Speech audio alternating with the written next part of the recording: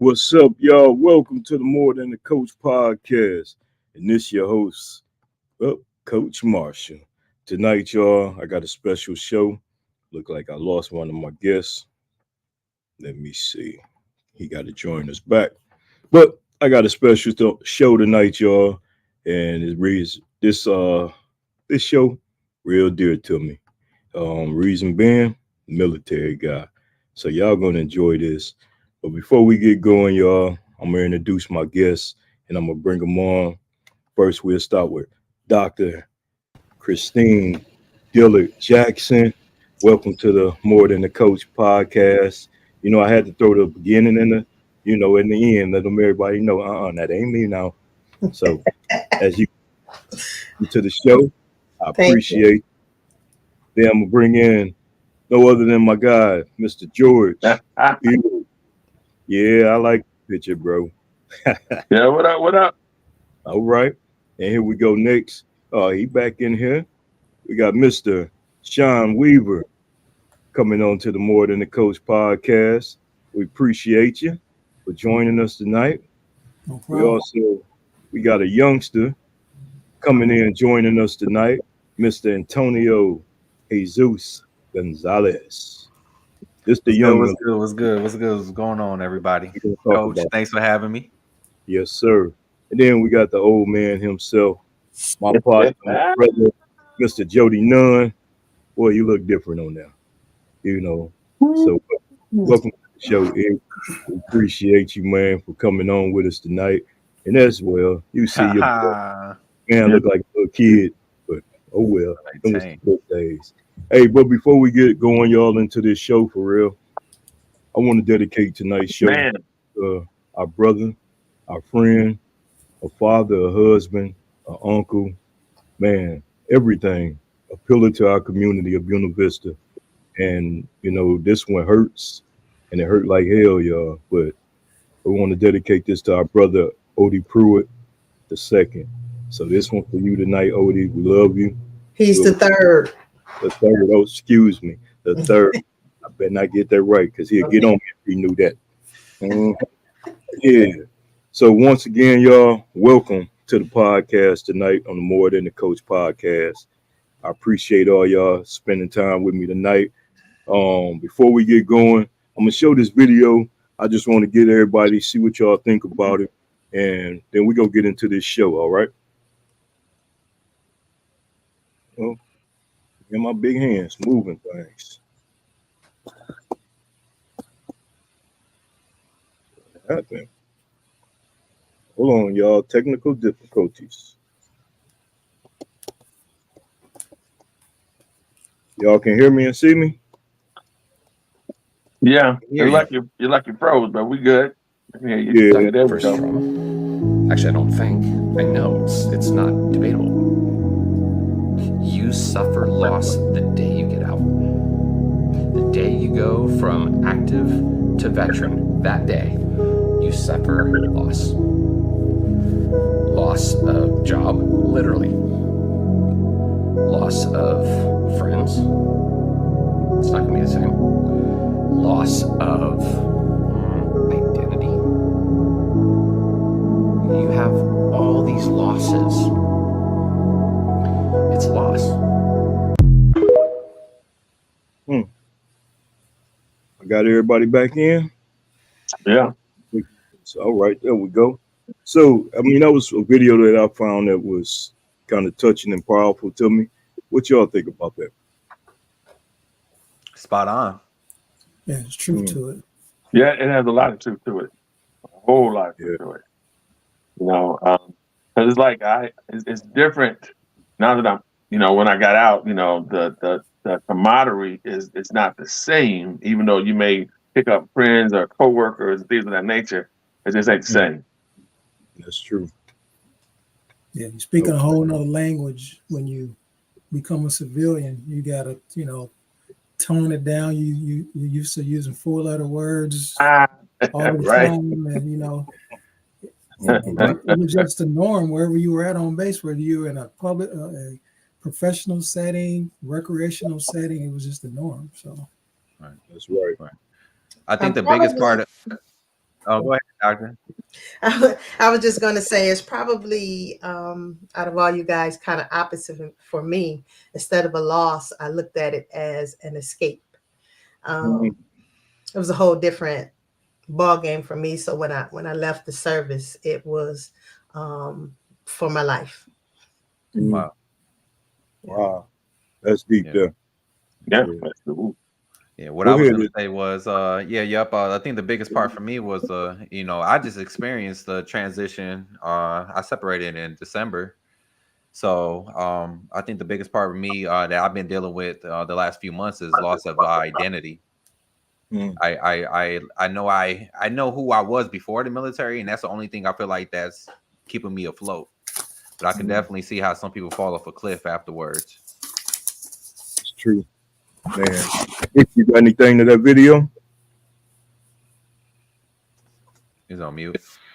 Oh, we can't hear you.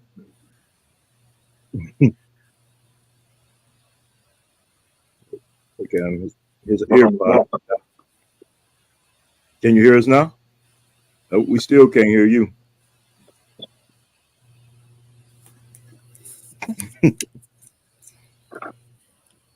You're still muted, bro, on your end.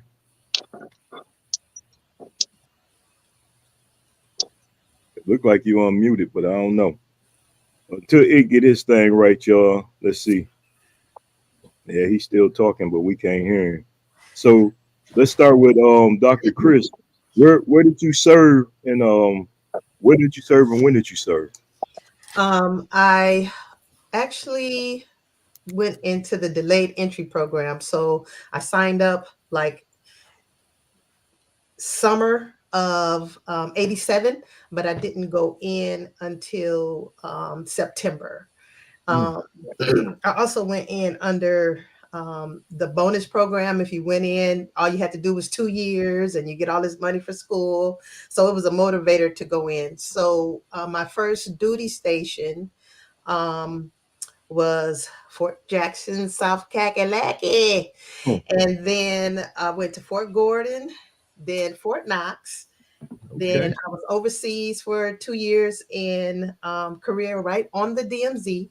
And I came back to Fort Campbell. Okay. From 87 to 91. All right, cool. Go ahead, Mr. Beard. For me, I went in 88. Pretty much right after high school. I think I went in August. I went to Fort Lawson of the Woods for my basic training, and then I went from there to Huntsville for my MOS training. My first duty was over in Germany, which was for an 18-year-old, little knucklehead like myself was it was different because you couldn't just roll over and make a phone call right away. But even after that, though, I got out and went National Guard back here and back home, and I did that for a year. And part of what you were saying, because my identity was military, I didn't like it. I didn't like being a civilian, so I actually went back in, and then I ended up in Alaska. I don't know how that happened, but I went from Alaska, then I went down to NTC for like 6 months while they were trying to find me another spot, and then I ended up in Fort Lewis, where I finished out from like the end of 92 to 97. So yeah. Okay. Wow. Mr. Weaver? For me, I was in the delayed entry program as well. I graduated high school, went to a small college out in California, got in trouble for recruiting violations. I didn't want to come back home to Saginaw, so I joined the Navy. That was in 89. I graduated in 87, 89. Actually joined in Los Angeles, but when I came back home, I left from the Lansing recruiting station. Okay. So from there, I went to Froze. He froze now. It froze up. And technology be killing me. So that shirt he wearing is killing it so though. from there, I went to San Diego. I had all my training and everything from San Diego. I was a corpsman. I went to a corps school in San Diego. Went to FMF training at Camp Pendleton, which made me become part of the Marines. So when I did go active as far as deployment, I went with the Marines. So I went to Persian Gulf, Germany, went to the Persian Gulf War. I was there. I got kind of pulled out. There was an individual who was there. He got injured. So when I went to the Persian Gulf, the unit was already intact. So they looking at me like, this dude just left his office yesterday. So I had to kind of prove myself and my worth to the unit. So it was gravy after that. But yeah, I don't have nothing bad to say about the military at all. Marines know how to treat the doc real good. I'll say that. That's all right. What about you, Pete? When we graduated in June, I left shortly after. I went in August I did my basic training and my AIT in Fort Bliss, Texas. I was in air defense, so that's where air defense school was at. And when I left from there, I came home for It tripping. Can't hear you, Mr. Joe. Nope. He went out again. Yep, he got to go kick back out and join in. Go ahead. We still can't hear you, bro. Okay. Now he was just on with me Sunday night. Now he got a bad reception. That's terrible. Go ahead. Yeah, it's not working. He'll get it. Go ahead, Antonio. Okay.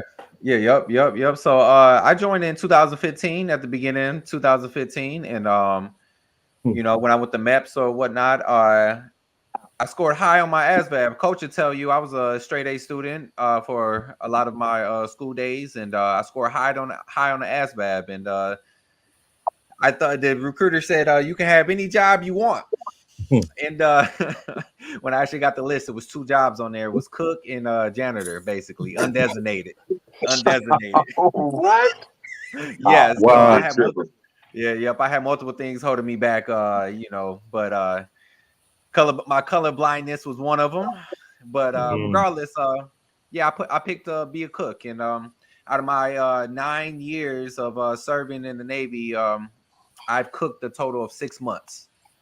I have not. Yeah, right.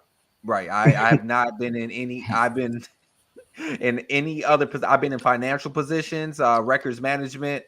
I've been in inventory. You know, just stacking boxes. But I've been supervising cashiers, supervising. I worked at the President's Hospital, Walter Reed. That's where I just came from. I worked at George H.W. Bush, which aircraft carrier, biggest ship in the world, one of 11, something like that. Okay. But so my naval experience has been quite light, I feel like, when it comes to you guys' experience. Okay. I had a job. You guys had some, life on the line type situations. You're still a soldier at the end of the day. Right. And thank you for your service as well. Can you hear me now? Yeah, we hear you good. Yeah, every time my phone ring, I notice it knock off my mic for some reason. Every time my phone ring and I reject the call, it mess up my link on here for some reason. Oh, okay then. Well, go ahead and finish then. As I was saying, I left directly from home for a short stand for about a week, and then went right over to Germany, which I was there, like George said, it was a culture shock. Actually, when I left home, it was my first time being on an airplane or being away from home, so it was kind of a shock there. Make it worse, as soon as I got there, my unit was in the field, so they flew me in a helicopter and dropped me off out in the middle of the field where on the Black Hole where my unit was at. So that was a little different too. That part was fun, but when I first got there, I wouldn't even leave the barracks for a while, man. It just was a culture shock to my friends. They're finally like, man, you coming out with us tonight. You getting out of this barracks. And after that, it was on. I was out ever since. But when I was there, I went over to, I did a lot of training exercises because I was one of the best at my job. So I flew to Greece over there to compete in the Top Gun competition for my job. I flew to another part of Germany called Todendorf, and I got second in the whole country, all in Germany both times. I never got to win, but I got second out of everybody in my job and all of Europe. So that was cool. And I went to Iraq also you know, me and Kev used to communicate while we was there because he went a little bit before me, so we both was over there in Desert Storm, and it was kind of a shock over there because I got, you know, left by my unit, almost died once. So my one of my good friends, one of my buddies, he had to put his gun to his sergeant head and make him come back to get me because my vehicle was broken down, and all they telling me is you better not leave that vehicle with no weapon system. But I'm telling him you can go to hell. Why care about what you can do to me when I get back if I make it back? So once I got back there, they had to move me to a different unit because I kept jumping on my sergeant every time I seen him because he's the one that, you know what I'm saying, left me out there. So that was kind of, like Chris said, I was running away from something and, you know, leaving something. Because when you go to war with somebody, you form a bond with them that you don't have with anybody else because y'all really learn to trust and lean on each other and depend on that person. And I was, you know, leaving there, getting away from trouble too if I really get myself into something. So, but overall, it was a good experience. A lot of times I kind of wish I would have stayed in the military because it was like George said, that separation from it when you used to be in the soldiers, something totally different. But I really enjoyed it. Even the time in Iraq, I appreciated and enjoyed that because even though stuff was going on, I still found time to have fun and chill and over there and everything. Yep. So it was still, you know, straight. Oh yeah. Yep. And me myself, once again in '88, left Saginaw and went right to the Army. I went to Fort Leonard Wood, Lost in the Woods. Lost in the Woods. I seen fighters big as my hand. Man, yes, sir. Oh my God. Yeah, and after that, I went to AIT in Fort Lee, Virginia. Where I got into supply, but then, like you said, after being there, you went to war. You ain't had no job with supply. You went right to the front lines and did whatever you had to do to come back home. It was a funny thing. I did see a couple of y'all. I know we met each other. I think like you left after a year and a half over there. I was coming out of hotel, seeing the real web, and he was like, "Ick, around here, they finna leave. Let's go catch them." But y'all was already gone. Mm-hmm. So, but after that, I came home. I tried the National Guard. National Guard kind of like pissed me off, you know, especially after being, you know, so locked in on something. Mm-hmm. And then you go into the National Guard. It was a joke almost, you know. Yeah. You hardcore, you doing things, and these guys sitting around, not doing what they supposed to. So I separated with that and been home ever since, you know. So, but I enjoyed the military. Sometimes I wish I had never left neither. I wanted to make a career. But I didn't want to do no more wars. I'll be honest. Right, exactly. Right, yeah. That was my thing after Iraq. I was ready to go, man. But it's crazy. I was all hoorah before then. My unit wasn't going because we was already forward deployed, being that we was in Germany. And I had put in paperwork to volunteer to go with other units because I was all gung-ho then and wanted to go, but my unit ended up going and everything. But I did see Deion Conway's the only one I saw over there from home. I remember running into him and everything. Mm-hmm. Yeah. So that's cool though. So I asked y'all, how is it been? I know a lot of us been home for a while. You know, we got some doctors in here, some important people, you know, businessmen. But when you first came home, how did the military? Anybody can start. I think. Well, for me, it was the transition was it was a little weird, but what I did in the military, I've kind of been basically doing some of the same things since I've been out, which is, you know, working in warehousing, doing inventory, things like that. So it kind of trained me to be able to do those things. So, you know, that's one of the things I can say that I really kept from when I was in the military was that training. But so I want to say this too. When I was over there in Germany, I was up in Bill Flicken, up in the middle of nowhere. And I was in the gym, you know how we do BB, you know, we balling, you know, and I heard somebody scream out, George, you know, and in the military, don't nobody call you by your first name. Never. So I knew who it was, knew me. I turned around and it was Eric King. Wow. So Eric King was up there, you know, because like I said, it's a big training facility. You know, and he was up there training. So he just happened to be, you know, up there working out at the gym as well. That was the last time I saw the brother, you know, but it was just a trip because when I saw him, I turned around, he looked like a goddess, you know, because he was already big and built. So he walking up to me like, I think he had like a 20 pack. You know, he was big as hell, you know, Yeah. but yeah, so it was just crazy, you know, but like I said, back to what we were talking about, it was the transition was not being with people like Jody was saying that was, or you were saying that was locked in, and when you wanted to do something, you were serious about it, and not, you know, laxy daisy, because that's how you get it done. All right, what's next? You know, so but yeah, that was me. Okay. For me, it was like transition, like going from a certain regimen you used to. Like I'm used to getting up at 6 a.m. doing PT, then going to breakfast, and then going to do my job and getting out, you know, having all this free time with nothing to do.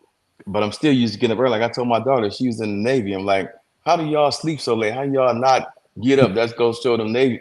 Well, I ain't gonna say negative about the Navy because we got Navy fella here, but show the difference between us. We up doing PT and grunting every morning and doing stuff. Y'all chilling, you know what I'm saying? How right to this day I get on about how can y'all sleep all day like that? I'm used to getting up early and being late. It drives me crazy to be late and not be on time somewhere, not being early. But it's being late is like next nature to them. It just drives me crazy, man.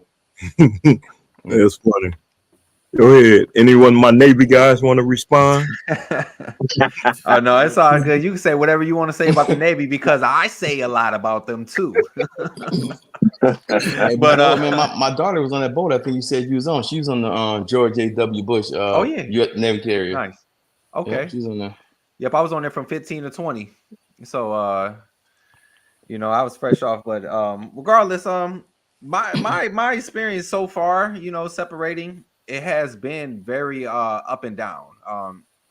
Certain things have been going for me, and then you know, I pushed in every direction. I've pushed to try to start back school. I applied for it. I pushed to try to start training programs, multiple training programs. I've pushed to try to get a job, just get a regular job. I've applied to tons of jobs, but it seems like an issue right now that there's a lot of veteran, quote unquote veteran programs, because, and I put quote unquote because a lot of these programs will say they're for veterans, and then you apply for them and they don't even respond back to you. So like all these, like, you know, and I think a lot of companies or businesses are doing it just because they want the recognition, I guess. I'm not sure, but yeah, this it's kind of nerve-wracking, especially for somebody who's trying to, you know, transition and actually, you know, it like I'm willing to do every single thing, you know. Like you talking about waking up late, I wake up early still and take my son to school at 6 a.m. you know, because I want to be the one to get up and go and do something, you know. And so I'm not the lazy person who's sleeping in until, you know, 10 a.m., 11 a.m., whatever, you know, but I'm having a hard time with this transition on actually trying to find something to start. So it seems like the easiest thing for me to do here is just to go to school full time. Hey, Kev, it's one thing that I have a problem with, man. I noticed that bothered me. Is like, I don't know if you and George had the same problem, like coming back from war, man, and like having PTSD, and it's like people not understanding what you go through and what you're feeling. They thinking like PTSD ain't real or something, like what you, like some kind of imaginary thing you can just snap out of, like, oh, ain't no wrong, you got a choice to be this way. No, you don't have a choice. They haven't seen what we've seen, have been through what we've been through. The human body ain't supposed to do things like that. Like of course, the first night you hear bombs dropping, you shaking, you're scared, but next thing, bullets going on around you is normal. It's just like you're sitting here right now. It ain't affecting you as much. You just used to it, and your body shouldn't be used to that. But you come home and, you know what I'm saying, you got PTSD, you're different. Anything might set you off, and whatever, you need that time to yourself sometime, that quiet space, and people don't understand. They think that, you know, just some joke is not real. That's kind of hard to deal with. That is true. A lot of people also think that PTSD is only related to being in war and have been through and got shot up. But I myself suffer. I'm a disabled veteran as well, and I suffer from PTSD. As I told you before, I was on the DMZ. And so I was in communication operator, basically back in the day, where we still had to use punch cards to run the computers. And and so basically my job was to get messages from everywhere and send them to I was the email. You know what I mean? Right. Yeah. Right now. But I went through sexual harassment, actually. Mm. I was molested and everything on the DMZ. I was one out of 80 guys on the DMZ, the whole platoon of guys except for myself. And I had a clearance, like a super security clearance. So I was able to kind of like drift around like a civilian because, you know, I had all these clearances and stuff. But, you know, you go in there and you're thinking that you have these people who are supposed to have your back, supposed to be your brother and your friend. And when they turn on you, it's just like, you know, I had to fight for my life to get out of there. I was transferred where there was more women, which was Camp Red Cloud at the time. It was more women there. And so I found a little safety there, but it's like, no, bro, I can't even trust you right now. You know, so I'm out of here. So with all the stress of going through fighting through you know, trying not to get raped, you know what I'm saying? Just fighting all the time.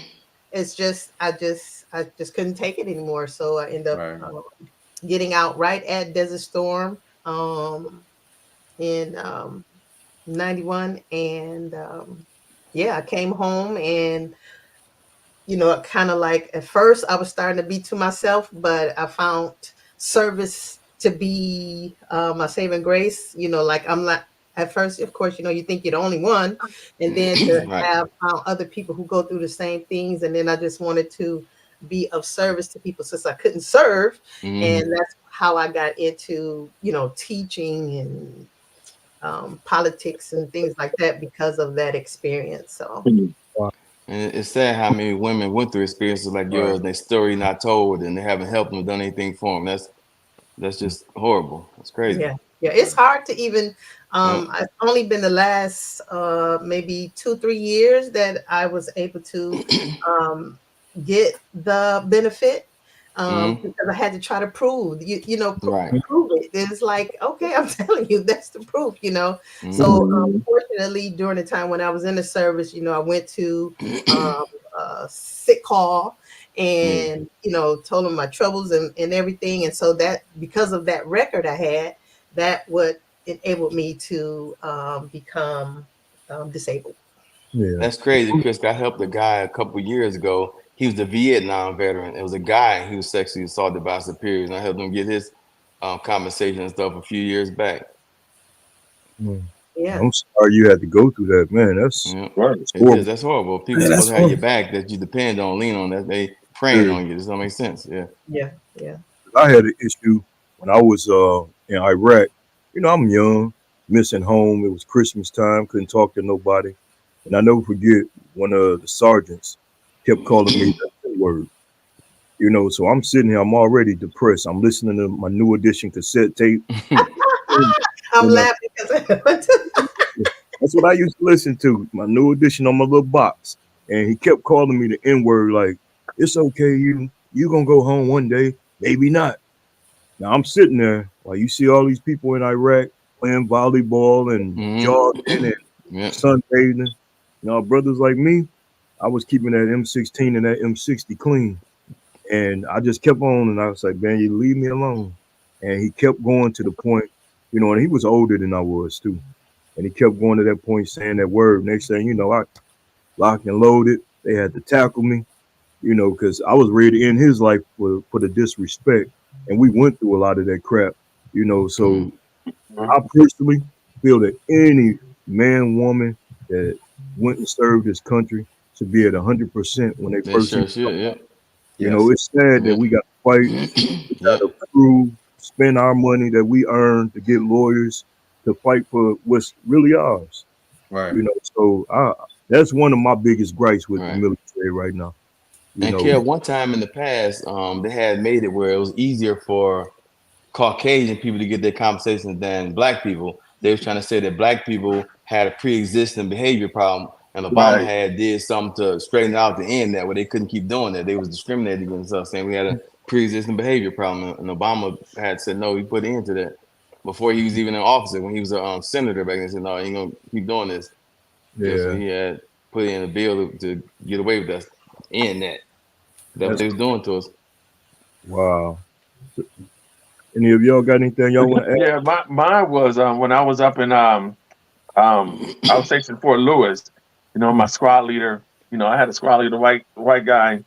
And his thing was, you know, he pulled me aside and told me, you know, he said a little joke about, you know, how, you know, cowboys went up against all these, you know, but they never went up against, you know, cowboys and niggers, you know. And I was at that young age where I was like, look, I said, I don't care who you are. You say something like that to me again, I'm going to jail. And I had to go to my first sergeant, who the first time I said something to him about it, he was like, well, are you sure that he meant it? I said, well, he said it, so he had to meant it. You know, why would you, how can you say something like that to one of your soldiers and think that's going to be okay? Exactly. So he didn't say it to me again, but he said that word around me again. And I had to let, you know, my first, I said, look, if you don't move me, then it's definitely going to be an issue, you know? And so they didn't put me out of the thing that pissed me off the most was they really didn't do nothing to him, but they was ready to do something with me. And I said, well, I don't want to go nowhere else. I want to finish my time and do what I got to do and then be done with it. But I don't want to be up under him because if he tell me something to do, I'm not going to do it. I'm just not. You know, that respect was gone. And, you know, and that was an issue because it had always been, you know, like an underlying of racism. You know, that's in the military that, you know, you don't want it to be that way, but you can always tell because, you know, okay, I'm going to have you out here, you know, doing guard over here, but I'm going to have you doing trash. But why am I always doing trash? You know, boy out here sunbathing, right. You know what I mean? So it was always that underlying thing. That's true. You know, for the most part, though, it was still an experience that I'm glad I had. Because it also prepared me for out here in these streets because these cats out here just as bad. You know, but the laws are a little different. You know, I can cuss these cats out and call it a day without going to the brig. You know, but you know, it was just different. It kind of taught you how to maintain yourself a little bit.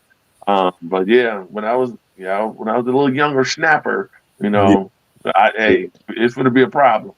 Yeah, I saw that a lot in Iraq, George. They would try to have a lot of brothers over there. You know, they had to burn and stir that crap instead of having white people. They try to have a lot of brothers doing that. Stirring, you know.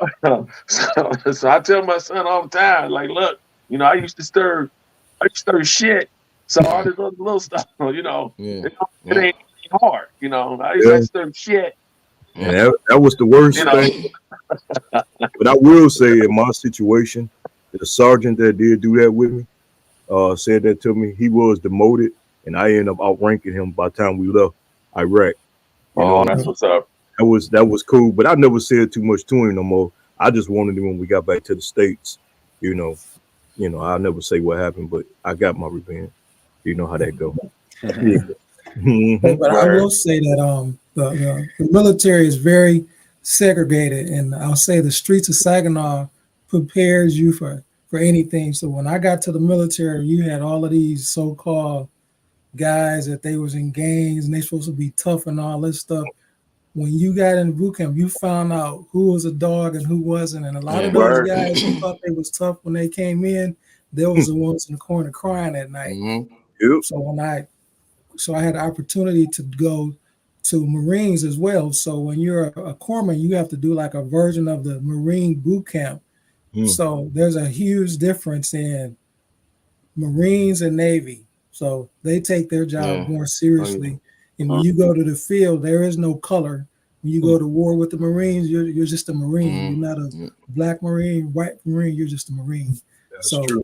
The Navy is not like that. So when I was in, you had the old regime getting out, battling with my age group. You had the fat, lazy guys that was just trying to scam out of their PT, and they just getting awarded for their PT every year and all this. Anything they could do, and it was so many of them you couldn't advance because they was holding all the rank and they weren't doing nothing. Yeah. So the Navy finally got rid of them. They started booting them all out. So, but yeah, there's a huge segregation line. You wouldn't think that about the military, but if you got a small group like the Navy, there was very few Black people in the medical corps. So we all just hung together because that's how there's about maybe 6 of us, so we had to look out for each other. But you'd be surprised. Wow. I tell you what, y'all want to know something bad in boot camp? Imagine being in formation like they do, and they throwing your mail out to everybody, throwing it in there after you go get it, and they pick up mail, they throw it, and read and realize your name is Jody. I call hell after that. Well, oh shit, Jody right here. Oh, hell, under my nose the whole time. And you know what, Jody? To be honest, you the one after my girl. Hey, I used to hate you when I was in boot camp. That's wild. I didn't know how far that joke went back. I didn't know. Jody got your girl going. Every time he write, and I get a letter. Oh, Private Marshal, Mr. Jody is writing you first. Stand in formation, that letter come flying, hit you in the head. Oh yeah, it was crazy, man. Jody, you should have changed your name when you went, bro, because I hated you, bro, when I was in. I ain't gonna lie. Best friend or not, I was like, man, Jody. That's that. Can't wait to see him. So, is it anything that y'all, I know a lot of us older with Mr. Jesus, but anything that y'all miss about the military, though? Now that you older and you think about it. Those bonds that I got cats, to this day, outside of y'all that I still kick it with, that, if they were to call me, I'm there, what I mean? So those, I got them, and I haven't, like I said, once I got out, I haven't really made that connection again since, you know what I mean? Because it's like, you different, but there's cats right now that, he'll call me 2-3 o'clock in the morning because he over in Fort Lewis. I'm like, look, man, I know it's earlier for you, but it's you, I ain't no rooster no more. You can't be calling me like that. But, I still answer. That's my dude. But it's just one of those things. But yeah, you miss that camaraderie. You don't find friends like that again, except for the ones that I had before I went. I got the same close friends like that. But new people, no, you don't find. I still communicate with the one guy that, that risked it all to put his gun in Sergeant Head for me to save me. I still communicate with him all the time. But yeah, you don't meet them kind of people again, except for the ones that you had prior to that already. I got the same group of friends I had forever. But one thing about us, man, you notice how tight. We don't have no problem. The BV family, all of us, the class, everybody is like tight. No beef, no problems. It's all tight. So we still got that love with everybody from there, man. And so that's why, you said it. I was like, it'll be an honor, for this, because it is, that's what it is, man. I love seeing it. I love seeing my people, and this right here is, it is. I think all of us joined at one point or another. It seemed like, but and I didn't realize how many of us did join, but a lot of us did serve, because I was hoping I was gonna go right across the street. It didn't work out that way. That's right. But but yeah. So, but the experience, I wouldn't change it for the world, because like Dr. Weaver said, BV, living in that environment, because we grew up, with the Jamrods and Gonzalez's, so we knew white folk, and we knew different races. So when I went, it wasn't like, well, I ain't never seen somebody Hispanic, or I ain't never been around somebody called, that's what we grew up with. So it wasn't difficult for me to be able to meet somebody where they was at. You know what I mean? So that was a cool part. But like I said, it just, now it's just, I just haven't really connected with anybody like I have since I was in the military. Okay. I think the only good part for me was that because of my MOS, it was fairly new at the time, of course, with the programming and technology and all of that stuff. It kind of put me in the game of the different platforms that was coming forth. So I had a little jump on being able to write programs and, just kind of kept the computer game. And I think that's today that contribute to my interest in technology. I think if you was in there today, you'll be making a killing with everything about technology and what you used to do, what they do now. Because all it is now, pushing the button, you'll be making a killing there. She be running. She be full bird kernel dealer with somebody. Yeah, be one of them birds out there. Yeah. That's right. What about you, bring Mr. up a Weaver? good point. And going to the military, you don't really find those really true friends that are loyal. Like I have the same friends that I have, of course, before I went, but most of the guys that I associate with now, they either family or military. I don't really have no new friends that I've just clicked with since I've been out the military, because we just ain't on the same page. You know, some guys who've been to the military, they have a whole different agenda. They got a whole outlook on life. They got a whole way of different kind of mentality of the way they see the world. So I really don't have nothing in common with them. So if you're not family or a veteran or old friend, I really don't deal with you like that, to be honest with you. Yeah. Mr. Gonzalez. Okay, I think we kind of got away from the question. I don't remember what it was, Coach. Be honest. Anything, well, Experience of military. You just a whole lot you missing. You know, a lot of us been out for years. Actually, what did you miss about the service, though? Putting my boots on. That was the question. I miss putting my boots on, honestly. I got so used to it. I just wanted to, it felt good to put them on and get to work. And, it's go time, right when you lace them up, and I haven't done that. I haven't been able to do that yet as of right now, and I've been studying information technology, and I'm not gonna wear boots, going to a help desk position, and I'm kind of sad about that.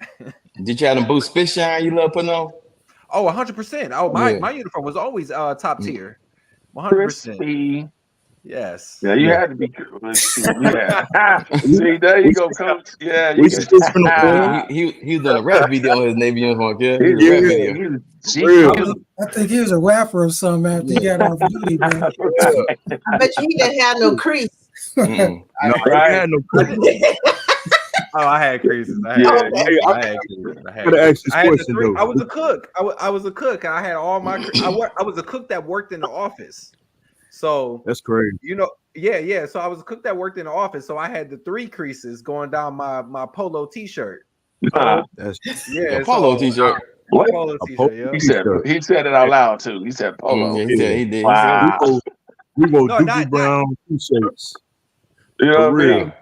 Yeah. And I wouldn't even they had a polo shirts when I was in the Navy. So here's the crazy thing. I remember when I was in Desert Storm, because I was out in the middle of nowhere, and I was running out of brown. I love you. the brown shirts, right? The brown t-shirts. So I hit my mom and said, "Hey, I need you to send me some t-shirts." So what she did was she went out, bought maybe 3-4 packs of t-shirts, but she couldn't find a brown, so she called herself Dinah Brown. So she dyed a brown, but by the time they got to me, it was like burnt orange. So I'm sitting there like, okay, what am I going to do with this? So I wore the Mo's anyway. I was like, you're going to have to say what you're going to have to say, because my mama sent me this. Okay. Hey y'all, them care packages we used to get in the desert was hidden, boy. Your parents in the care package, all them snacks and goodies. Yeah, man. She used to lay me out. I used to have Kool-Aid. I used to send me Kool-Aid and them cup of noodles. That's all I needed. But it was one thing I asked for. Everybody thought I was crazy. And I was like, send me some Long Johns. And they was like, what you need Long Johns for? You in the desert. I said, it's cold. Man, it's be so cold at night. They don't know, man. They don't know. Hey, you wake up with frost. And you're like, what? It might be 120 in the daytime. At night is below. I used to sit my drink on top of my truck. It's be ice and I wake up. It's be so cold out there. Crazy. It's yeah. So I just got a couple more questions for y'all, and then I'm gonna let y'all get on to y'all night, because this been beautiful. It's been an honor, y'all. But I gotta ask you guys, what would y'all say to us, another vet that's out here struggling right now, giving them advice? Because somebody gonna hear this. They hear us laughing and joke about some things, but there's somebody out here too that's struggling that might need some advice. Yes, What would y'all say? I say seek help. We got to make ourselves available, man, for these other veterans, everybody that might need help. People might need help getting their conversation, or need somebody to talk to that's on the verge of suicide, about to lose it all, need somebody to talk to for some resources and help. So we need more things like this, man. And get together some kind of forum to make ourselves available, some kind of contact form to help other veterans out. Mm-hmm. Yeah, that's true. Working at the VA, man, there's a lot of veterans who haven't humbled themselves yet to actually reach out and get the treatment they need. They feel like, they ain't gonna get it, or they don't want to deal with the VA. I can say now the VA is a new administration. People are getting their compensations way more quickly. They have more underlying conditions. They make it a lot easier. They've broadened the gap of what is considered service connected and what isn't. Right. So you just have to get out and just, like you guys said, spread the word and just communicate that knowledge on to the guy standing on the corner that's homeless. All they need to do is come in and register. That's all they got to do. That's what's up. Yeah. Hey, Kev, can you do one of these where when you put the word out and veterans they can send in a question to ask us a question, we can answer them right here live on here for them. They got questions, what to do, any problem, need help doing something, they can just shoot it out there. We can answer them right then for them or something. Yep, I'll make sure we got that set up when I do the second one with vets too. Yeah. So and don't be because the one thing that I have always been proud of doing is when I look for a job, is putting that on there that I was I'm a veteran, because they look at it in two things, that you should be, like you say, Jody, ready to come to work, on time and able to do a job or do a task, because college, graduate college, it was cool, but I believe I got more jobs because they said, "Oh, you're a veteran." Yep. Then okay, because I haven't done it. I haven't done one job yet in my degree, but I've always had steady work, and one of the things was that I always asked you, so where did you serve and what did you do? So I think that's another thing. Don't be afraid of that. Right. Yep. A lot of the people that I've worked with comes with, well, I didn't really want to do it because I don't feel like I'm needy, or I don't feel like it belongs to me. They feel like it's just for that person whose leg chopped off or something like that. Right. Instead of, you are a veteran. Right. So the services and resources, I'm getting more involved in the resources that's available, because I had no clue when I came out, and you don't know who to turn to and things like that. And I think that's part of it. Just the approach and the availability, they just don't know. So it's just, I think it's behoove us to kind of put more things out there whenever we know there's a resource available. Just kind of like shout it out there, put it out there, and just kind of, because I had no idea, Jody, that you was a veteran. I had no idea. George, I had no idea. And so it's like, just to know the vets and who are the vets, and I feel like y'all my family too, BV all day, right? All day. Just to know that kind of thing. So now this just inspired me. Like I hope you all are going to the reunion, that just kind of do a little excerpt of all the veterans, because at one time, Mr. Latifa, that's all we could do. Yeah, that's what they send you off. That's it, real. Yeah. You wanted to add anything to that, Jesus? Not really. I mean, I feel like y'all was talking to me, in a way, giving me advice. I just, newly minted veteran here, So, I mean, one thing that I always got from you, Coach, was don't wish for it, work for it. So that's I ain't been back here, what is the saying? Prayer without works is dead. Prayer without something like that. Faith without works is dead. Yeah. Okay, faith without works, but you have to put the work in. You like you have to put the work in. You got to put, you kind of keep going. So that's my advice to me. Advice to any other veterans out there. Okay, Jesus, with you being newly out, man, if anything wrong with you, you go to that VA. Because I encourage my daughter to do it. She had like 60% now. Anything wrong with you? Just got out of wherever. Go to that VA, man. Put in your claims, wherever. You earned it. All scars is not body. visible. Some of them inside, mental, you can't see. So you go, man. It's like attention to your body as a young vet. You may not feel it right now, but as you age, right, all those stuff creep up on you. You get our age, you feel it all. Tied into it, so you don't get your compensation right away. They do make you work for it. They ain't gonna just give it to you. You got to go through a process. They nickel and dime them percentages out, and it's not regular math. 1 + 1 don't equal 2 in VA math. So you gotta stand fast with it. Yes, sir. Appreciate right. it. And the last thing, and we'll start with Dr. Chris. What advice would you give to a young person today sitting here watching this saying, I want to go to the military? You know. Don't do it. No, I'm just saying.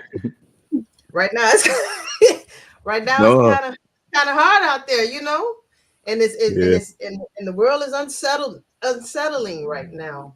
I know we have to have people to serve. I just want them to weigh their options, and if that's something that they really want to do, just give them all the support needed so they can make it through.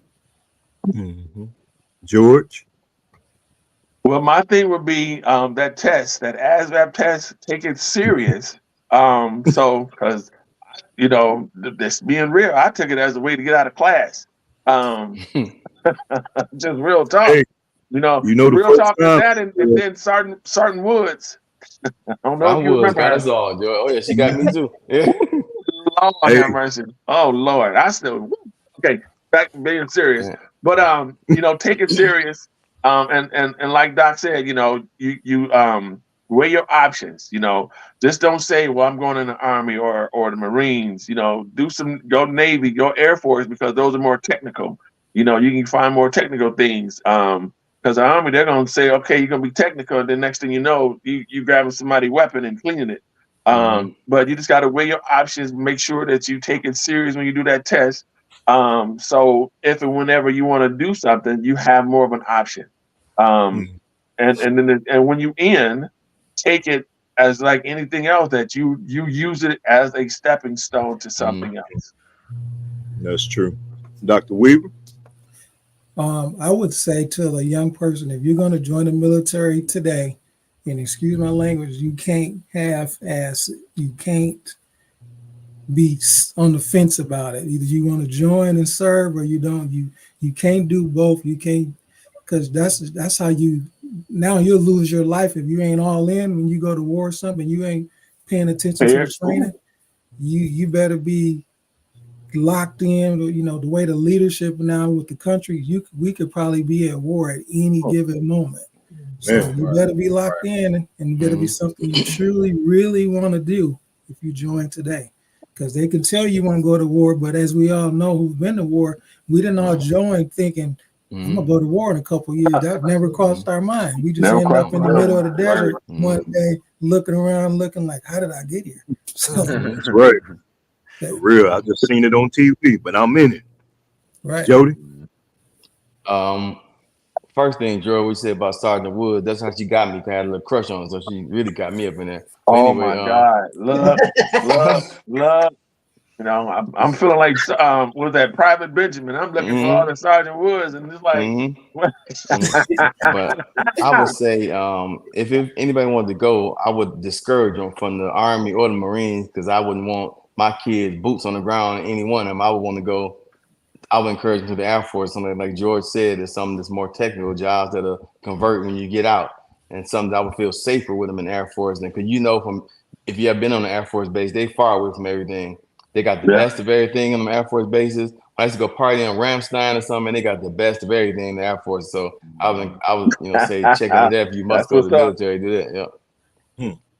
What about you? Take care of them pilots and everybody around them. Yeah. For sure. My advice to anybody that's thinking about joining would be to utilize the resources around you, like social media and stuff, and family that have gone before you, to get a good pros and cons list, actual hey, what's been going on the last few years. No disrespect or anything, but I think it'd be better for anybody to talk to me before they talk to you guys. Just to get an idea of how has it been recently. Just how has it been recently? You Tell know, them the truth, though. Tell them it's soft. You said what, Coach? Tell them it's soft now. Oh yeah, man. So Hey, Coach, my boot camp. Where my card at? Where my card? I'm stressing. What? Stress. hey, do the Navy do the Navy do gas chamber? Yeah. Yes, we Okay. yes, sir. Yeah. My basketball coach's basketball practice were harder than my boot camp. That's crazy. That's crazy. Yeah, it's absolutely ridiculous. That was absolutely ridiculous. But my advice to somebody that's thinking about joining, you know, find somebody that's recently joined and find somebody specifically in what branch you're looking at, and make sure you talk to that person and get all the details, because the recruiters don't keep it real with you at all. No, they don't. I can't lie to you. They told me I was going to Georgia. I'm happy I'm going to Georgia. I ended up in Fort Leonard Wood, Missouri. Man. They told me and Anthony Tinsley will be on the buddy plan. We both signed at the same time. He went one way, I went the other way, and I ain't seen him for doggone 8 years. That was crazy. So I tell everybody, go get a trade. If you don't want to go to college, go get a trade, learn a trade. You know what I'm saying? But you know, it's different though. The kids are different. I know a lot of the guys ain't built for that military, but new military, I don't know. So hey, this been enlightening, y'all. I appreciate everybody tonight coming on, giving your opinion, speaking about our experience as veterans. You know, the young buck, hey, salute you, man, for your time. You know what I'm saying? Coach, yeah, thank you. And don't give up neither, man. Keep pushing and keep fighting. Oh, that's not an option, Coach. It's never been an option, Coach. Right. So keep fighting, man. When them doors close in your face, I don't want to go be opening for you. So keep fighting. And don't Give me a call, Jesus. Okay.